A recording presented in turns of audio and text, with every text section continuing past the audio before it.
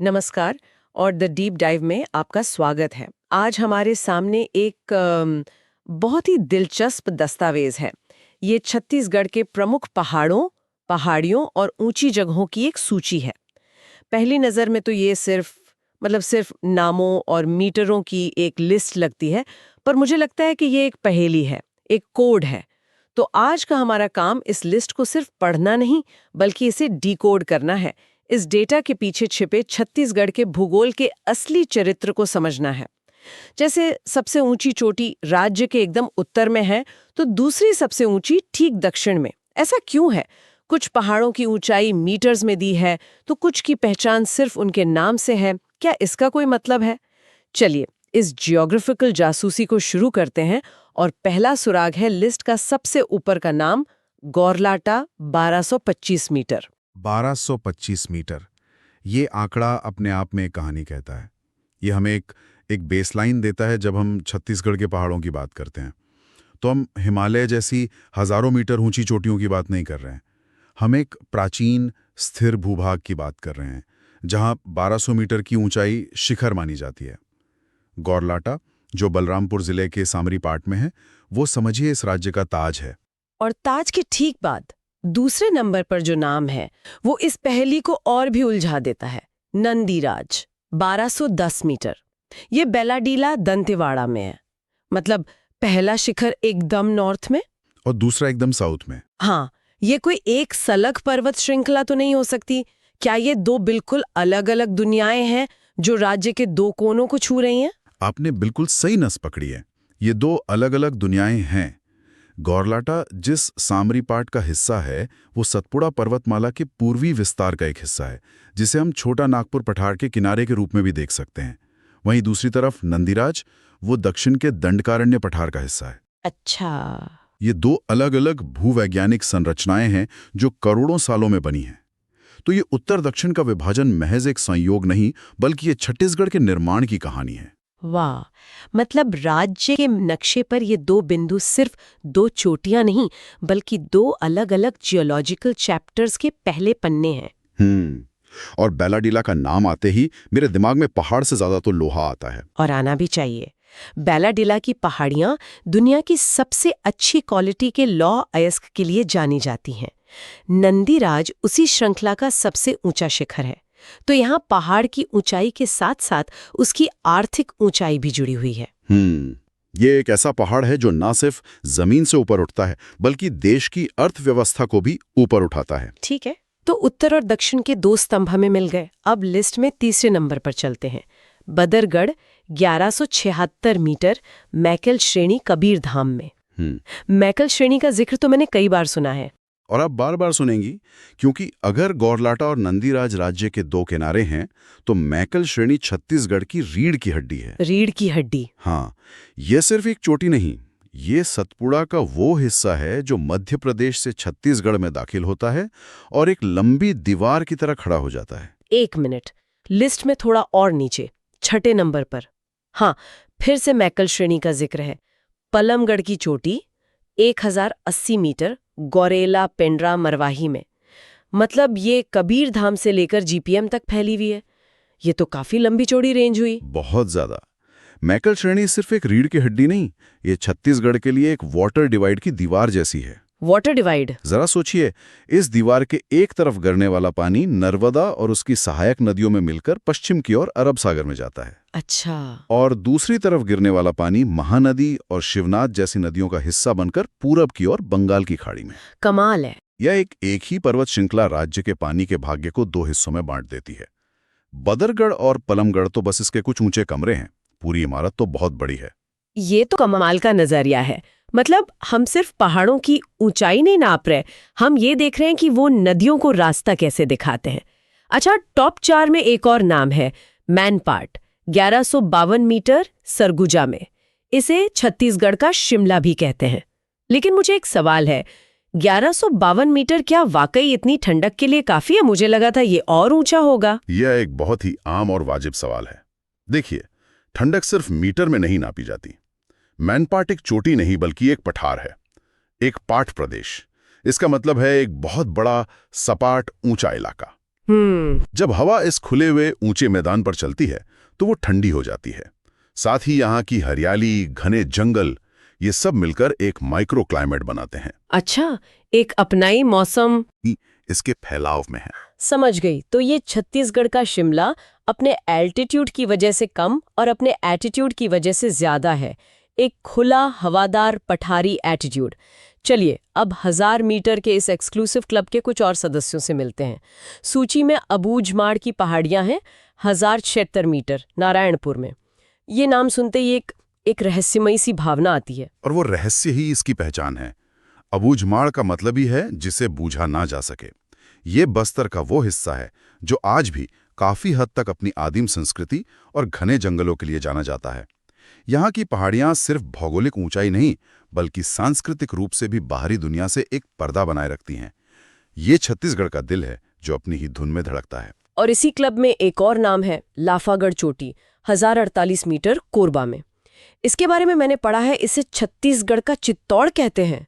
ये तो बड़ा भारी नाम है। नाम भारी है क्योंकि इसका इतिहास भारी है। लाफागढ़ की चोटी पर एक अभेद्य किला बना हुआ है जिसे जीतना लगभग नामुमकिन माना जाता था। इसके 3 दरवाजे हैं, जिनमें से एक का नाम हुंकारा दरवाजा है। कहते हैं कि वहां जोर से चिल्लाने पर आवाज दूर दूर तक गूंजती थी। अरे वाह! तो यहां भी पहाड़ की ऊंचाई उसकी सामरिक यानी स्ट्रैटेजिक ऊंचाई को दर्शाती है। ये एक प्राकृतिक किला है जिसे इंसानों ने और मजबूत बना दिया। अद्भुत। तो हमारे पास देवगढ़ की पहाड़ी 1033 मीटर्स कोरिया और जारंगपाट 1045 मीटर्स बलरामपुर जैसे नाम भी हैं, जो दिखाते हैं कि राज्य का उत्तरी हिस्सा वाकई में कितना ऊंचा नीचा और पहाड़ी है। लेकिन फिर 10वें नंबर पर एक अजीब सी एंट्री है, चांग बखार की पहाड़ी। जगह का नाम है मनीन्द्रगढ़, चिरमिरी, भरतपुर, लेकिन ऊंचाई का कॉलम खाली है। हाँ, और ये हमारी जासूसी का एक और दिलचस्प मोड़ है। जो 899 मीटर की ऊंचाई उसके सामने दिख रही है, वो दरअसल अगली एंट्री यानी धारी डोंगर के लिए है। चांग बखार की ऊंचाई नहीं दी गई है। तो फिर ये लिस्ट में क्यों है? इसका लिस्ट में होना ही ये बताता है कि ये एक महत्वपूर्ण भौगोलिक स्थल है। ये इलाका ऐतिहासिक रूप से चांग बखार रियासत का हिस्सा रहा है। तो ऊंचाई का ना होना शायद ये बताता है कि इसका महत्व ऐतिहासिक और प्रशासनिक ज्यादा रहा है, बजाय सिर्फ एक चोटी होने के। अच्छा, तो 1000 मीटर के क्लब में तो काफी विविधता है। हर चोटी की अपनी कहानी, अपना महत्व। लेकिन अब कहानी और दिलचस्प होती है। लिस्ट में कुछ ऐसे नाम हैं जो ऊंचाई में भले ही कम हो, पर मुझे लगता है कि छत्तीसगढ़ के लोगों के लिए उनका कद शायद इन सबसे भी ऊंचा है। जैसे डोंगरगढ़ का नाम देखिए, सिर्फ 704 मीटर। सिर्फ 704 मीटर, लेकिन आस्था के मामले में ये शायद प्रदेश का सबसे ऊंचा शिखर है। माँ बमलेश्वरी का मंदिर। बिल्कुल, माँ बमलेश्वरी का मंदिर इसी पहाड़ी पर है। हर साल नवरात्रि में यहाँ लाखों लोग, वो भी पैदल चढ़ाई करके पहुंचते हैं। इस पहाड़ी की ऊंचाई को लोग अपने कदमों से नापते हैं, अपनी श्रद्धा से। तो यहाँ मीटर का आंकड़ा पूरी तरह अप्रासंगिक हो जाता है। ये आस्था का पहाड़ है। और इसी तरह का एक और नाम है दल्ला पहाड़, 760 मीटर, जांजगीर चांपा में। एक मिनट, जांजगीर चांपा, मुझे तो हमेशा से लगता था कि वो पूरा इलाका महानदी का सपाट मैदानी इलाका है। वहाँ 760 मीटर ऊंचा पहाड़ क्या कर रहा है? ये तो उस पूरे लैंडस्केप में अकेला खड़ा होगा। और यही इसकी खूबसूरती है। दल्ला पहाड़ को अकलतरा की पहाड़ी भी कहते हैं, और ये उस सपाट मैदान के बीच में अचानक उभरता है, जैसे प्रकृति ने अपना एक सिग्नेचर बना दिया हो। ये अकेला है, इसलिए इसकी पहचान और भी मजबूत है। यहाँ नाग पंचमी पर बहुत बड़ा मेला लगता है, लोग ट्रेकिंग के लिए आते हैं। सच में एक सरप्राइज है ये तो। ये इस बात का सबूत है कि भूगोल कभी बोरिंग नहीं होता, वो हमेशा आपको चौंका सकता है। ये तो सच है। सूची में दल्ली राजहरा का भी जिक्र है, 700 मीटर, बालोद में। ये नाम भी बेलाडीला की तरह लोहे की खदानों की याद दिलाता है। बिल्कुल, दल्ली राजहरा की खदानें भिलाई स्टील प्लांट के लिए जीवन रेखा रही हैं। दशकों तक यहाँ से निकला लोहा ही प्लांट की भट्टियों में गया है। तो ये भी एक औद्योगिक पहाड़ हुआ। हाँ, इसकी पहचान इसके गर्भ में छिपे खजाना से है। देखिए पैटर्न कितना साफ है। नंदीराज और दल्ली राजहरा खनिज के लिए, डोंगरगढ़ आस्था के लिए, लाफागढ़ इतिहास के लिए और दला पहाड़ अपनी अनूठी भौगोलिक स्थिति के लिए। अब हम अपनी पड़ताल के सबसे रहस्यमय हिस्से में पहुंचते हैं। क्रम संख्या 16 से लेकर 26 तक, मतलब 10 से ज्यादा नाम जिनकी ऊंचाई दी ही नहीं गई है। सिहावा पर्वत, गड़िया पहाड़, छाता पहाड़, मांझी डोंगरी, छोटे डोंगर, ये क्या है? क्या इनकी ऊंचाई नापी नहीं गई या फिर बात कुछ और है? मुझे लगता है बात कुछ और है। ये जानकारी की कमी नहीं, बल्कि प्राथमिकता का संकेत है। इन पहाड़ों के लिए उनका नाम और उनका स्थान ही उनकी पहचान है।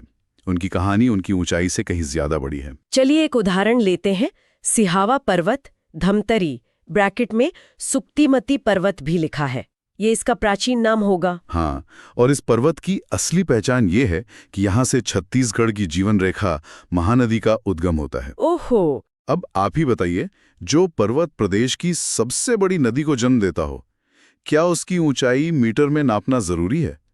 उसका महत्व तो पौराणिक और भौगोलिक रूप से इतना विशाल है कि मीटर के आंकड़े बौने पड़ जाते हैं। बात तो सही है। फिर है गड़िया पहाड़ कांकेर में। इसका भी अपना एक ऐतिहासिक महत्व है। मैंने सुना है यहाँ हर साल गड़िया महोत्सव मनाया जाता है। बिल्कुल, ये स्थानीय पहचान का प्रतीक है। कि वदंकिया है कि यहाँ कभी कलचुरी राजाओं का खजाना छिपा था। ये पहाड़ कांकेर के लोगों के लिए सिर्फ एक भू आकृति नहीं, बल्कि उनकी संस्कृति और इतिहास का एक जीता जागता हिस्सा है। इसी तरह सूची में और भी नाम हैं। छाता पहाड़, जो बलौदा बाजार में है, शायद इसका आकार छाते जैसा होगा। हो सकता है। छुरी मतिरिंगा उदयपुर की पहाड़ी, अलबका की पहाड़ी और सीतालेखनी की पहाड़ी, इन सब नामों में एक स्थानीयता है, एक कहानी की झलक है। और यही इस सूची का असली सार है। ये हमें बताती है कि छत्तीसगढ़ का भूदृश्य सिर्फ गौरलाटा या नंदीराज जैसी गिनीचुनी ऊंची चोटियों से नहीं बनता। इसका असली चरित्र तो इन अनगिनत पहाड़ियों में बसता है, जो हर जिले में, हर गांव के पास हैं, और वहां के लोगों के जीवन का, उनकी कहानियों का और उनकी पहचान का हिस्सा हैं। जिनका नाम उनकी ऊंचाई से ज्यादा महत्वपूर्ण है। तो इस सूची को डिकोड करने के बाद जो तस्वीर उभरती है वो बहुत साफ है। ये सिर्फ पहाड़ों की लिस्ट नहीं, ये छत्तीसगढ़ का एक मल्टी डायमेंशनल मैप है। एक तरफ उत्तर और दक्षिण में दो अलग-अलग भूवैज्ञानिक युगों के ऊंचे शिखर हैं, बीच में मैकल श्रेणी एक रीढ़ की हड्डी की तरह पूरे तंत्र को संतुलित करती है, और फिर हर तरफ बिखरे हुए हैं सांस्कृतिक, ऐतिहासिक और आर्थिक महत्व के पहाड़, जिनकी पहचान उनके मीटरों में नहीं बल्कि लोगों के दिलों में है। आपने पूरी चर्चा को बहुत खूबसूरती से समेट दिया। ये सूची हमें बताती है कि राज्य का धरातल कितना विविध और जीवंत है। 1200 मीटर से ज्यादा ऊंची चोटियों से लेकर 700-800 मीटर ऊंचे पठारों और उन अनगिनत स्थानीय पहाड़ियों तक, जिनकी पहचान उनकी संस्कृति से होती है। ये सिर्फ स्टैटिक भूगोल नहीं है, ये एक डायनामिक, जीवित लैंडस्केप है। और ये विविधता ही शायद छत्तीसगढ़ की असली पहचान है। इस चर्चा को समाप्त करते हुए एक विचार छोड़ जाते हैं। आज हमने इन पहाड़ों की कहानियों को आंकड़ों और तथ्यों के जरिए जाना, पर सोचिए, इन पहाड़ों ने वहां रहने वाले समुदायों के जीवन को, उनकी भाषा, उनके संगीत, उनके त्योहारों और उनके संघर्षों को कैसे गढ़ा होगा। सिहावा के पास रहने वाले किसी व्यक्ति के लिए महानदी का क्या मतलब होगा, या गड़िया पहाड़ के नीचे मनाए जाने वाले महोत्सव में कैसी ऊर्जा होती होगी। आंकड़े तो एक पहलू हैं, असली कहानियां तो इन पहाड़ों की छांव में बसने वाले जीवन में छिपी हैं। शायद अगली बार जब हम किसी पहाड़ को देखें तो हम उसकी ऊंचाई नहीं, उसकी कहानी जानने की कोशिश करेंगे।